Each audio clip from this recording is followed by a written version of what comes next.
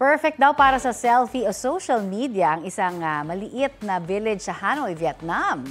Sa unang tingin po, aakalain mong mga blooming na bulaklak ang mga paninda nila sa isang maliit na village roon.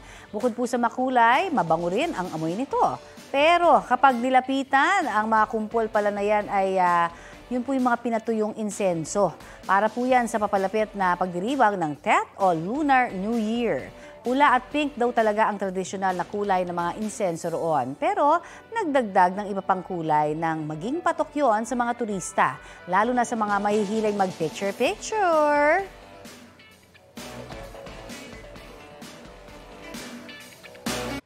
Kapuso, para sa mga maiinit na balita, mag-subscribe sa GMA Integrated News sa YouTube. Sa mga kapuso naman abroad, subaybayan nyo kami sa GMA Pinoy TV at sa www.gmanews.tv.